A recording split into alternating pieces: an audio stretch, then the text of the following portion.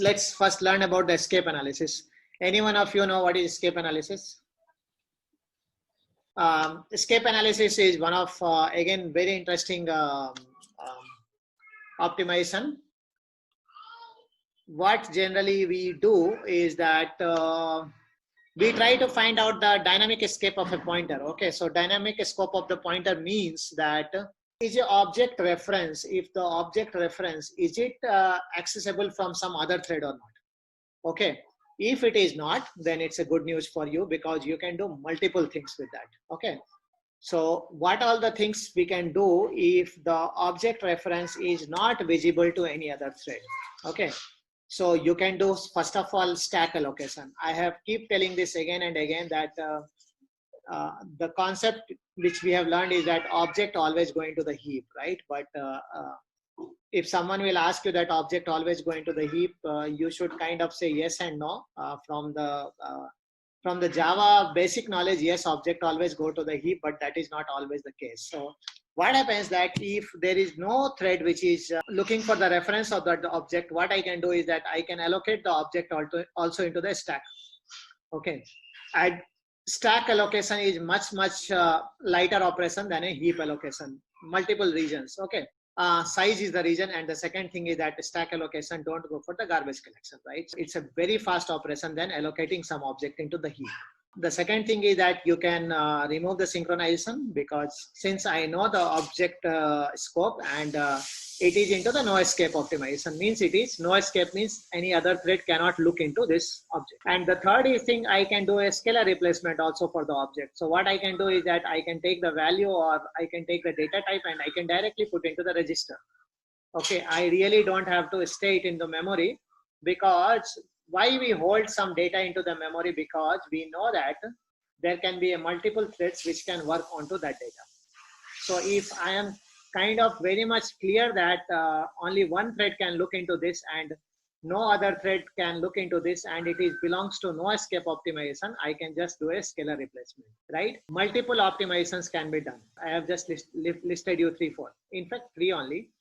Let me look into the wiki. Actually, many times I get confused. We were discussing about escape analysis, so you can go and read the details here. Yeah, even the wiki will mention you the 3 optimizations which we have discussed already. Okay, show you one example, which again I have taken it from the wiki. So you can see that you should think that is it possible that your class instance is looking like a local variable? If it is looking like a local variable, good to go.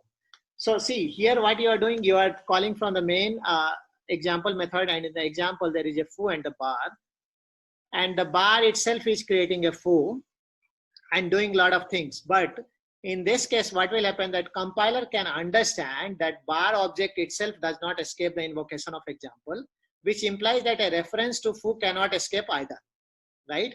So compiler can safely allocate both the objects into the stack. So it really don't have to put the both instances into the heap. Okay, now I will show you the performance of escape analysis. Multiple things are there, something called escape analysis, partial escape analysis. Let's see. Okay, again, we are running for 5 warm-up iterations, 5 iterations only measurement. If you want to do 10, I can do it for you. In fact, you should go for more iterations for the run and then take the average, because it gives you more cooler result. Okay, I have used a very powerful thing called black hole. Black hole is an API into the JMH, which say that I will not let the compiler or the JIT compiler know that what is the scope of this object. Okay, so JIT compiler cannot guess that. Now running a loop from 0 to 300, and what we are doing, we are creating an object, and black hole is just consuming the object. Okay, that means this object is very much like a local object. Okay, but with no complication.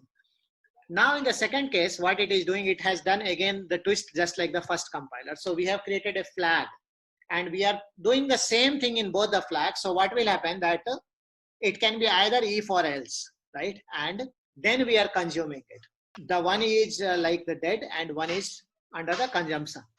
Okay, and in my object, we have just a value like X. So straightforward scalar replacement and with a twist scalar replacement, right? So 2 scalar replacements are there. Since we have changed, so from the next time, this is just for the second time I am showing you the data. You can have questions in the meantime. But from the next time, you should just believe on my values which are written in the slide. Okay, I will not keep showing you all the time. Okay, and this is again, there is no VM option, so we are running that directly. Warm up iterations, and you can see the warm up iterations and the normal iterations will be very similar, unlike the Graal compiler. And now it is doing the escape split, which was like the not so straightforward stuff, right? So we are putting into a if condition kind of thing. A check. Okay, so we need to understand that how. Okay, 10 iterations. 10 iterations. Result is available. Saving the data somewhere, and then let's do it with Graal. Okay, you can see again the first time, second time of the Graal, right? Hitting a higher times. Okay, this is a single escape. Graal seems to be not doing such a great work, but somehow something it realized later. You are seeing after 5 iterations. That's why I gave 10 iterations.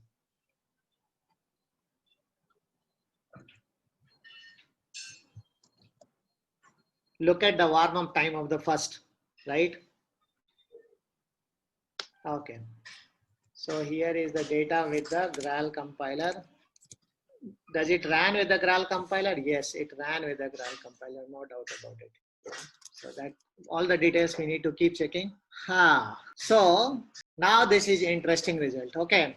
Though I need to provide some more iterations because error data is also high, but you can see the Graal has performed very good with the split.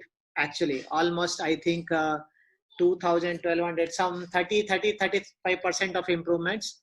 But the normal escape analysis, okay, even the JIT compiler have done it very well, much better than Graal. Though I can see very high value in the Graal, and I am not sure why the value is so high into the Graal, can be another reason.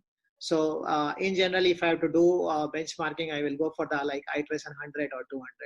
Okay, so I have seen few things actually when it was running the iteration, and yeah, I felt like after iteration 6 the number had drastically reduced. So we should have given it for the longer time, because when we are saying optimization, we are talking about the peak performance. So some nitty gritty or the warm ups we should leave it.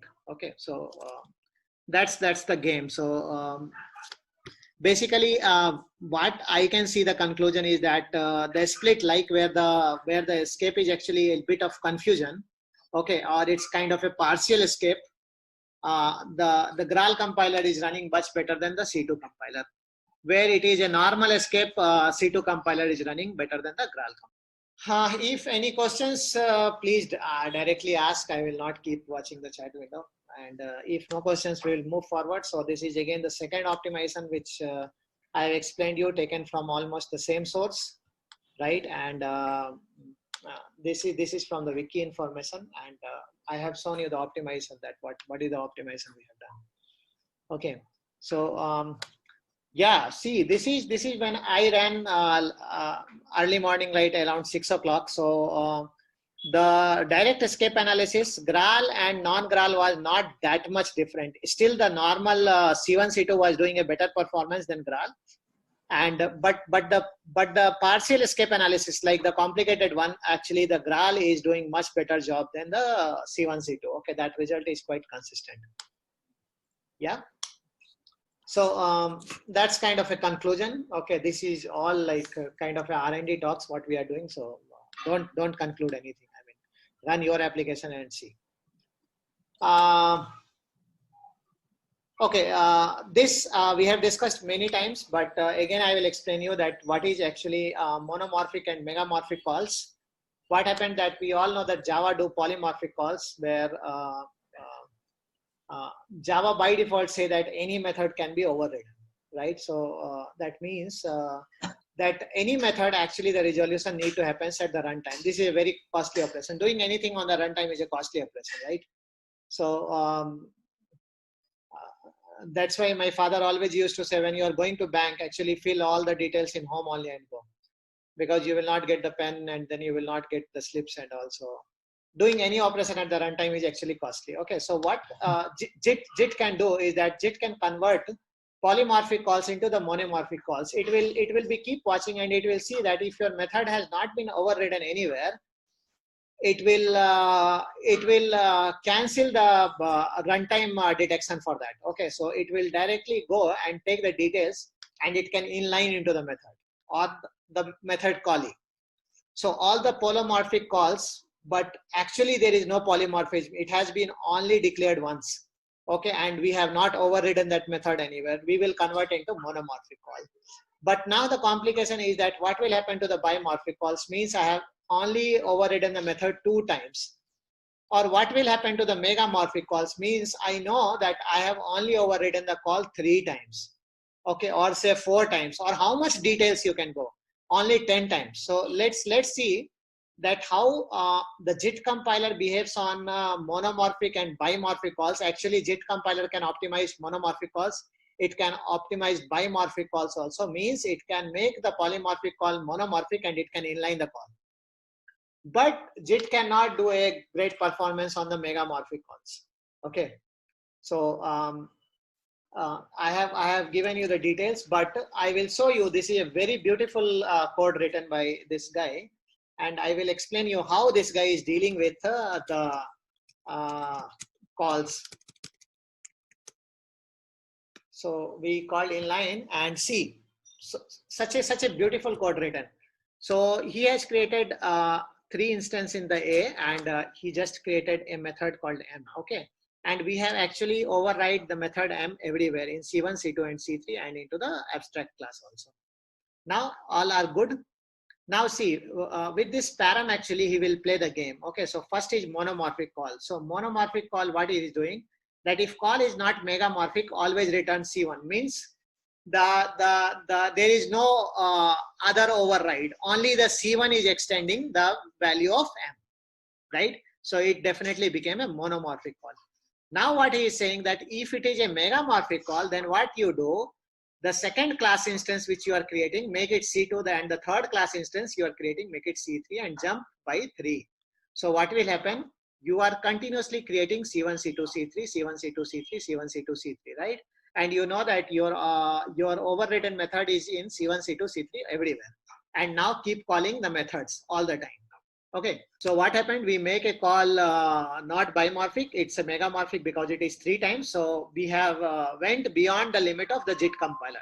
JIT can understand monomorphic calls, it can understand bimorphic calls, but it cannot understand megamorphic calls. So we went beyond the level of JIT and we made it 3 levels. Okay, so C1 method, C2 method, and C3 method. What you suggest, Satish? Should I run it, or you are believing on the data I have already accumulated? Run it. We'll believe it. Run it. Okay. No need for this. Oh, sorry, because I have not changed any of the code. So anyway, the clean is just. Okay, so Java, and you know which Java. Let's not be so reluctant. Okay, so it took inline test, and you can see the beauty of the JIT compiler is that it's almost very stable runs. Okay, so these guys will not behave like Graal compiler. You can see all the runs are very stable. And now it is doing megamorphic call. So you can see megamorphic call, the time has went higher because it really cannot optimize the megamorphic call. So it will leave the call as a polymorphic call, and it will solve it at the runtime. So you should remember like 300 and 1146, and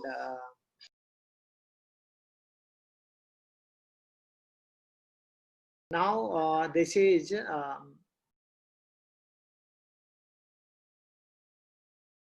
yeah, so I will also take for the JIT compiler like 311, the last one, right? The few last ones, because I will take like, I have not warmed up the compiler good enough to get the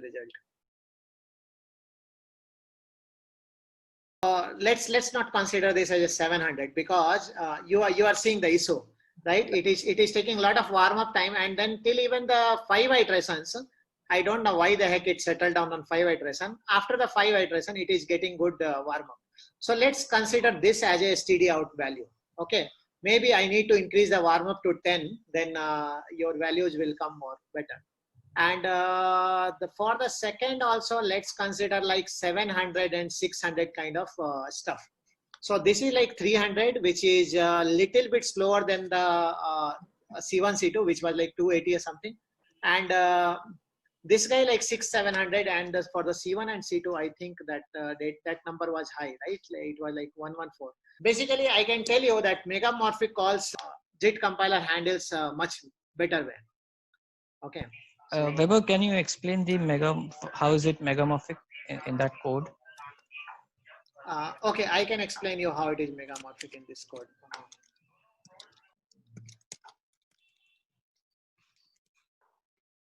So you got the idea of monomorphic call, right? Yeah. And you got the idea of bimorphic call also. Bimorphic call means your method can be overridden 2 times. Okay. But now here in this code, what he has done, that your method is overridden 3 times. So first instance you are creating is C1. Second instance, if mega is true, you are creating C2, and third instance you are creating C3, right? And you are calling M method for all. So what will happen? It will continuously keep calling the method of C1, C2, and C3, right? So that means it can go into any of these 3 overridden methods. But each of these class extends A, right? So right. Technically they are only overridden once. No, they are not overridden once. You should not think like the class extension, okay? Because the sibling class can override, right? So how many times M has been overridden? Because you are resolving M at runtime, right? So M should go to C1 or C2 or C3 or A. Anyway, A is the abstract method. So the resolution of that M belongs to C1 or C2 or C3 is at runtime. Is it not so? You're getting me, right? Yeah. So instead of creating new object, if we just load the class, this will still behave same, right? We load the class. What does that mean? Yeah. So if we directly call new C3, is it still megamorphic? Yes. It will be megamorphic, definitely. If you are doing like C3 equal to new C3, then it's not a polymorphic call. Because polymorphic call means from the base you are doing the call for the derived method, right? Then only the resolution is a question mark. Means what I am saying you, I think you understand that point. But if you are saying C3 equal to C3 equal to new C3, right? And then you are saying C3 dot M. Yeah. It's no more a dynamic dispatch. It's no more a polymorphic. It's a polymorphic call, but you can directly resolve the M because M belongs to. Yeah. But C3. when I will say C, right? When I will say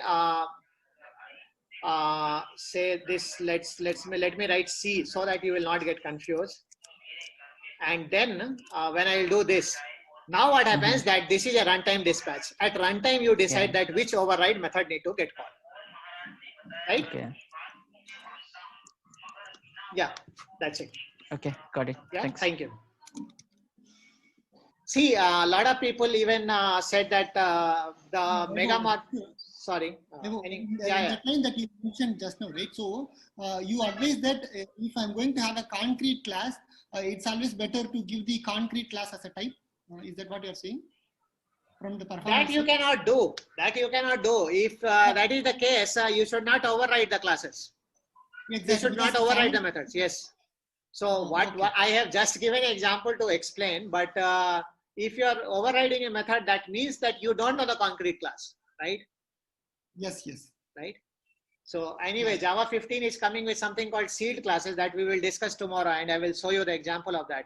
That now, if you are extending any class, you can create your base class as the seed class, and you can tell that only these classes can be extended out. Okay, that's a very beautiful thing because I am not leaving the base class open for anyone to be extended. Okay. Correct. So what happens that we can use this trick to some kind of say like many times in the machine learning, you need to know that the base class, that derived class is actually what is the base class of this. So if I have a triangle, triangle is what? If I'll ask you the question, triangle is what? Then you can say, yes, triangle is a shape. But the language is not giving you this liberty to understand that triangle is a shape, right? But now what will happen when you are saying that shape can be only extended by triangle, circle, and rectangle, I can do a call reverse wise. I can say, what is triangle? So you can tell me that triangle is actually a shape. Okay. So anyway, we will discuss the seed class tomorrow. Let's have some hot topic for tomorrow only. So you guys got to know about this, this simple optimization. This is the result of morning 6 o'clock or maybe 7 o'clock till that time. So yeah, you can see that my machine morning was running much better. So C1 and C2 performance is, Graal and C2 performance very similar for the normal megamorphic calls, but Graal is beating the C2 compiler when it is coming about the megamorphic calls. Okay, so Graal understand the megamorphic call, and it can even for the 4 level, 5 level, I don't know how many levels it can remove that virtual class. I mean virtual call. That means overridden call, the dynamic dispatch. So it can understand up to multiple levels. Even the Kotlin can do so. Okay, but in Kotlin you have to add the word called inline. Then only it will understand. So we have seen that into the Kotlin section whenever I was giving presentation. Kotlin does it at compile time, right? Bytecode level. And yes, it should actually. No, Kotlin also when uses the Graal actually, then only do. And yes, but in the Kotlin you have to put a keyword to understand that. Yes, you're right. Yeah. Okay. Now let's talk about the fourth optimizations. We will discuss few of only them. That is called vectorization. And vectorization, we are working in even the C2 compiler and Java also to create some vectorizations. But the concept is very simple. All the advanced processors and all the advanced CPU architecture, actually, what it will do, that it can open your for loops and it can make single statements. Okay. So if you are writing like CI equal to AI plus BI, right? What it will do that if you are writing it for say like 50 loop, it will make C0 equal to A0 plus B0, C1 equal to A1 plus B1 up to C49 equal to A49 plus B49. So what will happen that when all the instructions are with you, first of all, it can swipe the instructions, which we have already discussed in the concurrency classes. And second, that it can leverage multiple processes to run your instructions. Okay. So vectorization is kind of, yes, it is advanced. Okay. I don't know the wiki link will get open from here directly or not. It's somewhere already open, man. From morning I'm doing this work. So yeah, you have something called SIMD. Okay, that is called single instruction multiple data, right? So let me see. Yeah, automatic vectorization, right? So this is what I was explaining you, that how it can remove the for loop and it can give the instructions directly. Okay, so very powerful for parallel computing and parallelism. Okay, I remember that there is a JEP for Java also. I am not sure, but where is that? But where we are working on the vectorization actually into the JDK also. Okay, so let's see that what are the vectorization we have with us. Actually, yeah, I remember that lot of vectorization he has tried, like addition, multiplication, adding with constant. All those are kind of vectorizations. Okay, like just adding few random number into the array element. Can these elements be open? Because now here you are doing a method call, right? So this guy need to get to know that can I still remove the for loop and can do the direct vectorizations. Okay. This is a very simple case, right? Where you can just open the for loop and you can do whatever I am telling. And blackhole.consume, because you have to consume. Now he has written the performance with Graal 19.2 and 20 also, and you can see that Graal 20 have got that optimization under the hood, right? So if we are going just with this guy data, so you can see the Graal older version was not performing as good as C2 even, but the Graal newer version It's bang on, right? The performance is much even better than the C2, and almost like more than half it has reduced from the. Okay, so it all the performance has been mentioned. This is kind of okay. You should not think too much, because sometimes, yeah, even though the instruction set is very small, so um, so these are the lot of optimizations he has done. Okay, so for loop and adding and getting a sum, it can it be untiled, and can it be make the direct statement for the processors to take in parallel. So definitely, if I'll run this, it also depend upon the how many processors I have. I don't know. LSCP works on okay. LSCP works on Linux only. So how many processors my computer or my running host machine have depends upon that much the performance. But let's see the kind of performance that Graal gives you. Okay, heavy warm up again, just like all the times.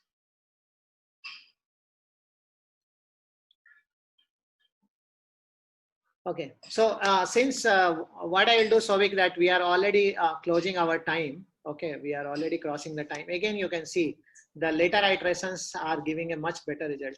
I should increase the warm up actually to get the benchmarking right. That was a very interesting observation from is that is the number of iterations having an impact on the yes, that will be definitely like that. See what happens that any optimization, right? When a compiler do the optimization, like I can show you the JIT compiler. So what JIT compiler say that for C1, right? For C1, the iteration is 1500, and for the C2, the iteration is 5000.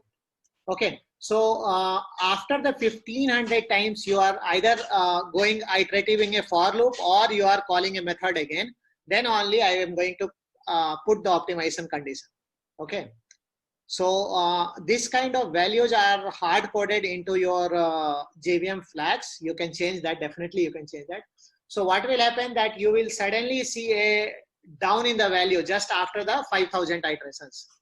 Okay. So what happened after 5000 iteration? I will put that optimization into the place. Okay. So and that's now, basically sorry to interrupt. That's basically sorry. the threshold for the C1 and C2 compilers to kick in optimization. Yes. Kind of Okay. So if you are running like a normal for loop of 10 to say 20 or 15, and you will say, oh, where is my optimization? You cannot even see the optimization. Okay. So even if you are running a normal code of a for loop of say 10 to 15, and if you will just say like you will print your log, okay, minus verbose, you will even not see the traces of Graal compiler, because the Graal compiler will not even load. Okay. So you really have to warm up, or your loop should be very big even for the Graal compiler to load it. Okay. So this guy, yes, definitely. Starting time, I can understand that it is somehow loading the Graal compiler. But even I see a very interesting thing that up to iteration 2, 3, it is taking long time, and then it is going for a very low time. Okay. So anyway, there is some kind of correlation between the number of warm-up iterations and number of actual iterations. If when we do the actual benchmarking, believe me, the warm up also we do like 100, and the iterations also we do like we go even up to 1000, 2000. Okay, and then only we aggregate the data. Okay. Just one question, Vaibhav. Is there any such finite warm-up values like you have for C1, C2 in Graal? Anything you are aware of? What is that finite warm-up? And since, okay, I'm sorry, let me rephrase it. You mentioned the benchmark values for C1 and C2, 1500 and 5000. Is there any such value associated with Graal, if you're aware of? Yes, I am not aware, but the Graal is very new to me as well. That's it. Since it's something you're also exploring, it's difficult to, because you work on C1, C2, you are able to, give such values out of your head.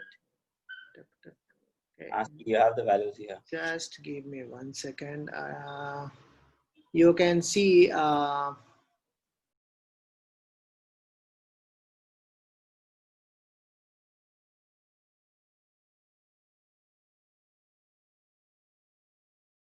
Let me get the data. Okay, this data I should be knowing actually, but that's fine Yeah, that I am not knowing. probably Maybe pick it up next time. Yeah, no one is that's failing me in the interview right now, so I am fine even. Okay, inline a small code. Okay, I will check it out. Okay, yeah. so that's the whole game. Okay, so you understood this null pointer elimination. I have already explained most of the time. So you know what happened in the null pointer optimization, that you are writing some code like point p equal to new point, and you are using like p dot x and p dot y. This is not the code. This is the code you write in the Java, but you know the Java will not go for segmentation fault, right? So Java always insert a if condition, like if p double equal to null, throw the null pointer exception, else this, right? So Java also always modify this piece of code into a null pointer exception embedded into it. But that is a very heavy operation, because for any reference, and there are billions of reference in your code, we always have to do the null pointer check. So what happens that the JIT compiler will keep observing that if null pointer has not been thrown for, say, whatever the iterations we have already discussed right now, it will throw out this null pointer exception. It will tell that this guy have written some good code. Let's not put this if condition all the time. But yes, it is possible that after long time you can get a null pointer, right? And then if you have thrown this, so we always insert something called uncommon trap, means a path of de-optimization. So before going to the segmentation fault, means we will give all the orders to the operating system. We will tell, hold on, I have optimized this part of the code. Let me de-optimize the code and run it again. So we de-optimize that code and we run it again. Okay, that's why the reason I was telling you that sometimes predictability can be lesser in the runtime compiler. Okay, but things like, say, like I was discussing Kotlin, right? So in Kotlin, actually, anytime when you are creating a reference, you have to, at that time only, you have to say that it should be nullable or it cannot be nullable, right? So those kind of languages are like more modern language, actually don't leave any way only that you can create a null pointer exception. Till by you means only you are saying like new throw null pointer exception. Means I just want to throw a null pointer exception, no one can save you. But if in the Kotlin you are defining a point P, then you have to define like, I think it's a P and it's a P star, something like that, where the P star or P exclamation means it can be a null pointer object, whereas the normal object means it can never be a null pointer. So if you will use the P star, like you are doing, say, like P star X, you have to always put a condition in the Kotlin that if P is not equal to null, P star X equal to 5. You have to write it, because by any means at the compile time, it only need to understand that it can never throw a null pointer. Okay.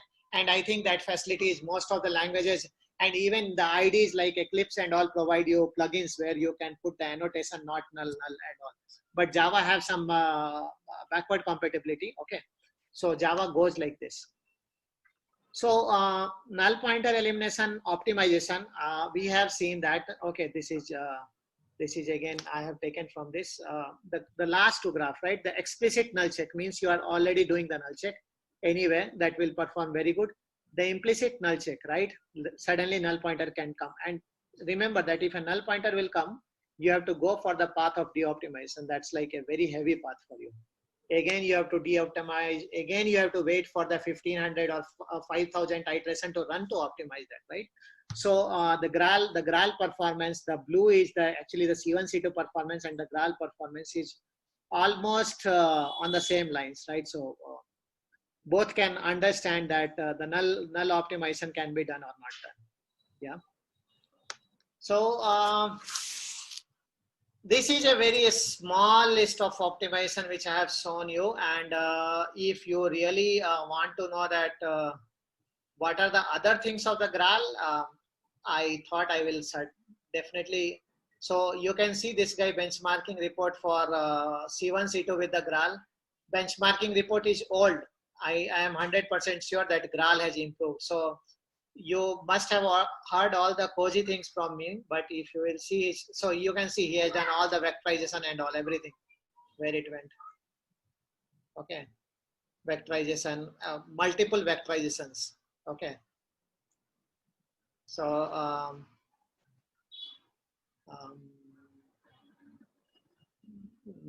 yeah, that's my comment. So what is the final conclusion? He's saying, let me see his final conclusion. Yeah, he's saying at kind of 8 point the hotspot have done good, and in the 8 point the Graal have done good. So kind of I am not establishing any kind of winner, but both are good. But the thing is that Graal is continuously improving and C1, C2 is not improving. Okay, so C1, C2 is at the same place where it is. And off the record, if the Graal performance will be equal to C1 and C2 performance, it is good to become a default runtime compiler even for the JDK. Okay, that's the end of the story.